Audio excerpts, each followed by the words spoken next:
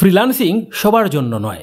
যদিও ফ্রিল্যান্সিং করে মাস শেষে লক্ষ লক্ষ টাকা ইনকাম করা যায়, এটা সত্য, তবুও ফ্রিল্যান্সিং সবার জন্য নয়। আপনি হয়তো চাচ্ছেন ফ্রিল্যান্সিং শিখে ইনকাম করার জন্য, কিন্তু আপনি হয়তো জানেন না যে ফ্রিল্যান্সিংটা আপনার জন্য নয়। ফ্রিল্যান্সিং শেখার কিছু যোগ্যতা, কিছু অযোগ্যতা রয়েছে। আজকের এই ভিডিও দেখলে আপনি কনফার্ম হয়ে যাবেন যে আপনার জন্য ফ্রিল্যান্সিং পেশা উপযুক্ত কি উপযুক্ত না। তো চলুন দেরি না করে ভিডিওটি শুরু করা যাক। ফ্রিল্যান্সিং কাদের জন্য নয়, এই নিয়ে 5টা পয়েন্টে আলোচনা করব। তার মধ্যে 1 নাম্বার যে পয়েন্ট, সেটা হচ্ছে গিয়ে অর্থনৈতিক চাপ। আপনার উপর যদি অর্থনৈতিক চাপ থাকে তাহলে ফ্রিল্যান্সিং আপনার জন্য নয়। একটু বুঝিয়ে বলি। ধরুন এই মুহূর্তে আপনার ফ্যামিলি পরিচালনা করার জন্য আপনার টাকার প্রয়োজন বা আপনার একটা চাকরির প্রয়োজন।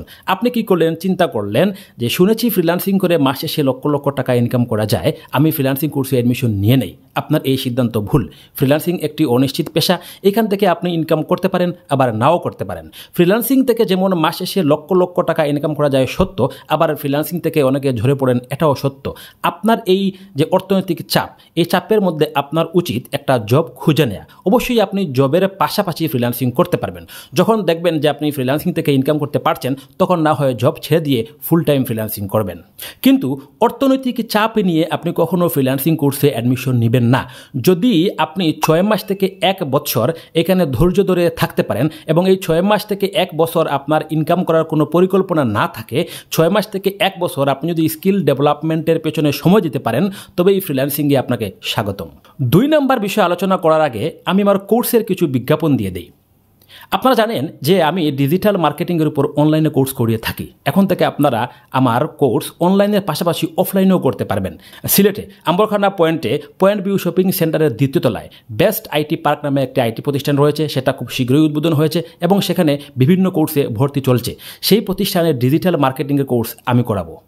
যেহেতু এটা একটা নতুন প্রতিষ্ঠান, তাই সবাইকে সফল করার জন্য যতটুকু সাপোর্ট দেওয়ার প্রয়োজন আমি ততটুকুই সাপোর্ট দেবো ইনশাল্লাহ। কোর্স ফি কত, কোর্সে কীভাবে অ্যাডমিশন নেবেন, কোর্স মডিউল কি, বিস্তারিত জানার জন্য আপনি এই ভিডিওর কমেন্ট বক্স চেক করুন। কমেন্ট বক্সে আপনি একটা ওয়েবসাইটের লিঙ্ক পেয়ে যাবেন, ওয়েবসাইট ভিজিট করুন। মোট কথা, কোর্স সম্পর্কে যাবতীয় সব তথ্য আপনি এই ভিডিওর কমেন্ট বক্স চেক করলে জানতে পারবেন। এখানে ডিজিটাল মার্কেটিং ছাড়াও আপনি সিপিএ মার্কেটিংয়ের কোর্স করতে পারবেন, ওয়েব ডিজাইন অ্যান্ড ডেভেলপমেন্টের কোর্স করতে পারবেন, আরও একাধিক কোর্স রয়েছে। আপনি কমেন্ট বক্স চেক করলেই বিস্তারিত জানতে পারবেন। তো চলে যাই আমাদের মূল আলোচনায়। 2 নাম্বার যে কারণ, সেটা হচ্ছে গিয়ে ইংরেজি না জানা। দেখুন, অনেকেই ইংরেজি জানেন না, কিন্তু ফ্রিল্যান্সিং কোর্সে অ্যাডমিশন নিয়ে নেন।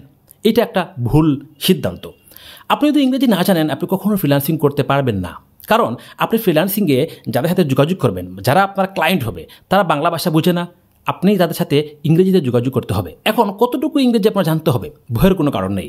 একজন ইন্টারমিডিয়েট লেভেলের স্টুডেন্ট যে পরিমাণ ইংরেজি জানে, আপনি যদি সেই পরিমাণ ইংরেজি জানেন, বা আপনি যদি আপনার মনের ভাব ইংরেজিতে প্রকাশ করতে পারেন, বা ক্লায়েন্ট ইংরেজিতে কোনো কিছু বললে আপনি যদি কোনো মতে সেটা বুঝতে পারেন, তবেই আপনি ফ্রিল্যান্সিং করতে পারবেন। আর যদি আপনি একেবারে ইংরেজি না জানেন, তাহলে ফ্রিল্যান্সিং আপনার জন্য না। 3 নাম্বার যে কারণ, সেটা হচ্ছে কি বেসিক কম্পিউটার না জানা। একেবারেই বেসিক কম্পিউটার না জানলে ফ্রিল্যান্সিংয়ে আসা উচিত নয়। এখন কতটুকু জানা উচিত? আপনি যদি কম্পিউটার অন অফ করতে পারেন, আপনি যদি গুগলে গিয়ে কোনো কিছু সার্চ করতে পারেন, আপনি যদি কোনো কিছু ডাউনলোড করতে পারেন, কোনো কিছু আপলোড করতে পারেন, আপনি যদি গুগল ড্রাইভ, গুগল ডক সম্পর্কে জেনে থাকেন, এইটুকু বেসিক জানলেই আপনি ফ্রিল্যান্সিং করতে পারবেন। আর যদি এই বেসিকটুকু না জানেন, তাহলে আপনার উচিত আগে বেসিক কম্পিউটার শেখা, তারপরে ফ্রিল্যান্সিং কোর্সে অ্যাডমিশন নেওয়া।